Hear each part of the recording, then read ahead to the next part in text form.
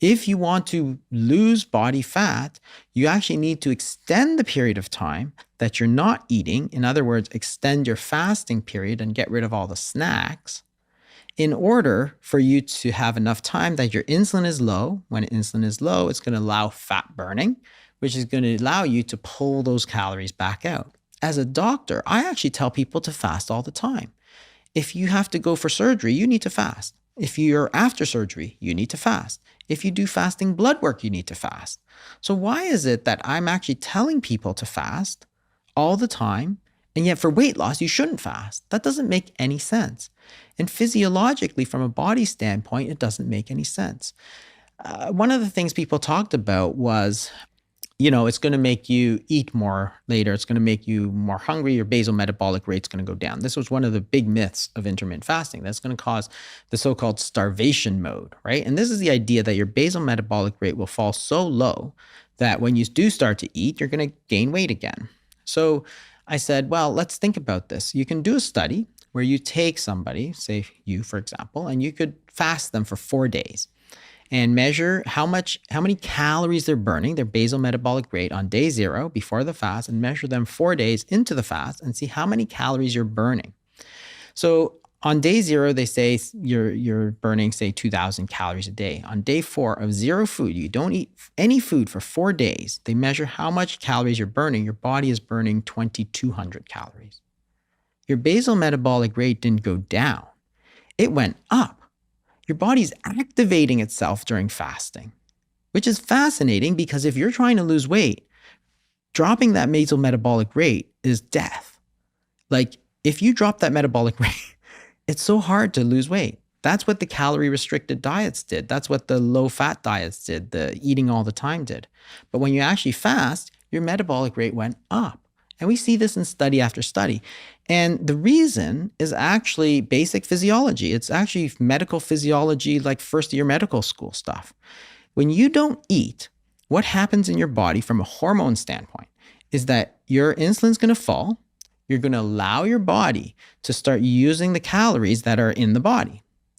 At the same time, other hormones go up. So the sympathetic tone goes up, which is your fight or flight response.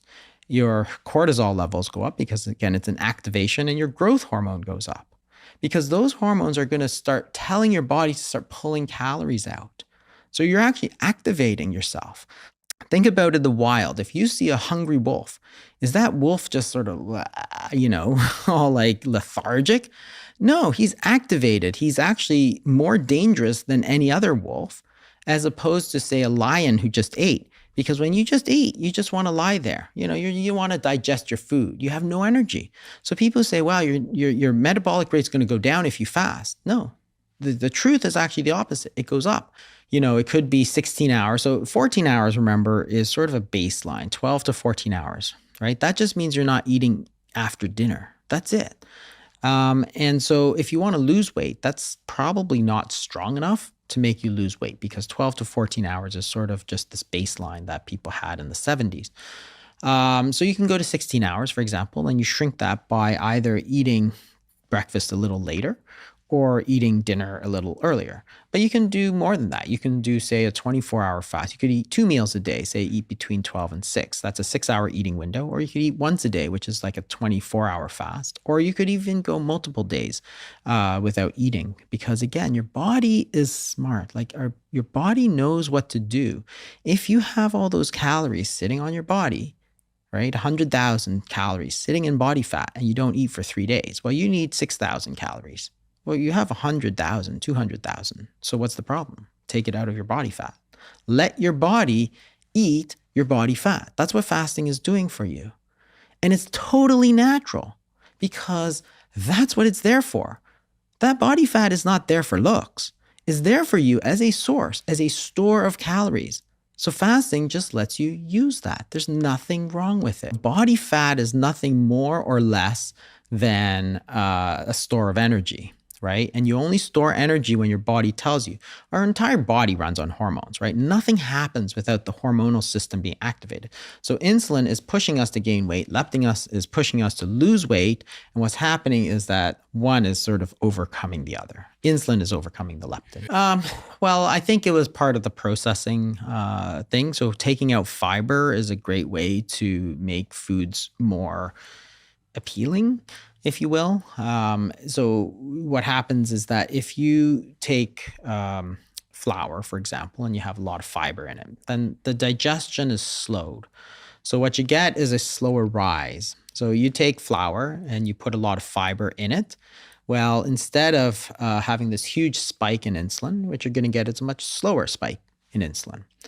When you have the huge spike in insulin, it basically overloads your system and it makes you feel, gives you this big hit. Sort of like if you have like cocaine, for example, it's turned into a very fine powder, then you snort it, so you get this massive sort of spike. Same thing with, carbohydrates. If you don't have any fiber, you pull all the fiber out by processing, you get this massive sort of unnatural spike, and your body says, oh, that's great. It tastes great. I really love it. And you get people who are sort of addicted to it because that big spike is then going to release dopamine. And dopamine is a pleasure hormone. So you eat, cookies or whatever, highly processed foods, you get this sort of pleasurable response. And that makes you crave it. If you have a lot of fiber, it acts almost sort of like an antidote to that carbohydrate because you're slowing down that release. Well, mostly unprocessed foods. So the things like beans, and if you're eating whole grains, for example, compared to others, then it's going to have a reduction in the speed of absorption. So it's, again, not about the calories necessarily, or even necessarily about the carbohydrates, because you're still eating the same amount of carbohydrate, but you're slowing down the speed at which is absorbed, which is going to change the instructions that you give your body. If you have a massive spike in glucose, you get this massive dopamine surge, right? And your body's like, yo, love it, right? Then the next time you're like, okay, give me that refined carbohydrate. Protein is probably it's not bad. I mean, the main thing is cutting down the carbohydrates, but in the obesity code, I really talk about cutting the processing down because proteins usually don't come as pure protein, right? In nature, you never find how you have like whey powder protein or whatever you get. The only way you can do that is by processing the heck out of food to get some kind of pure protein.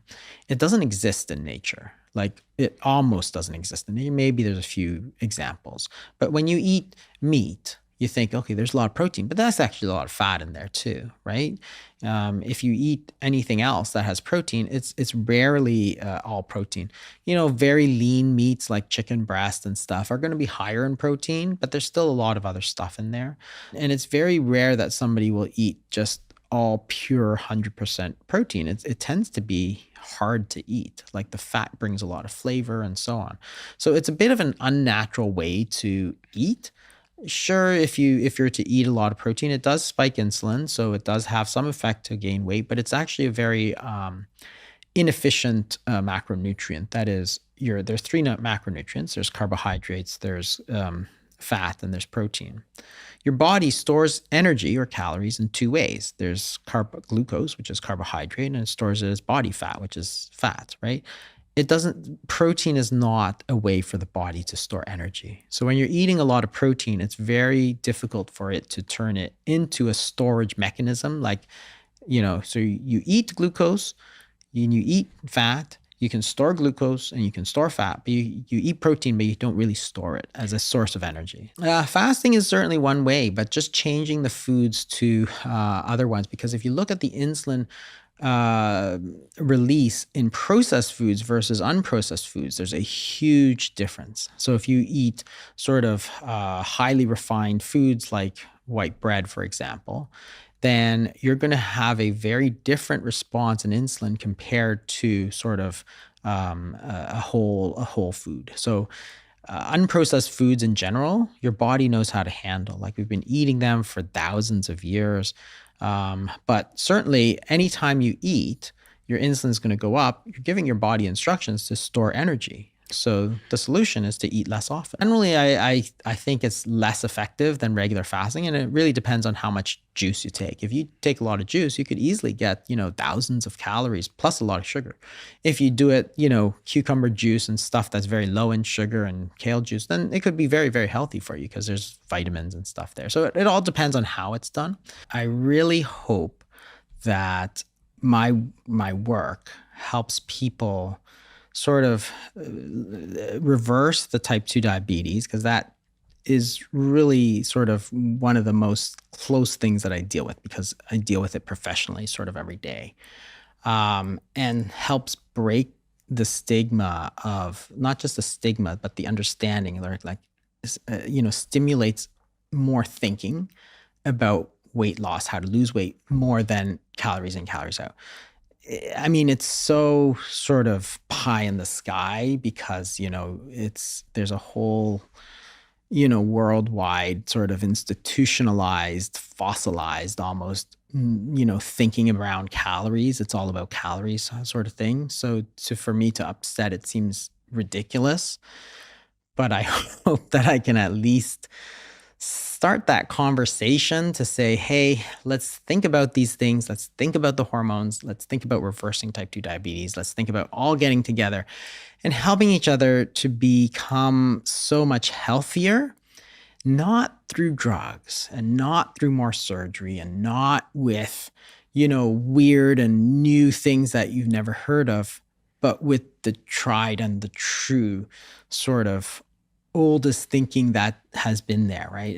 It's to me, I sometimes think about this and I get crazy. Why do I think I can even do that, right? It's just ridiculous. It's so much hubris, but I can only try, right? Because I see in my own practice how much good it's done for some people.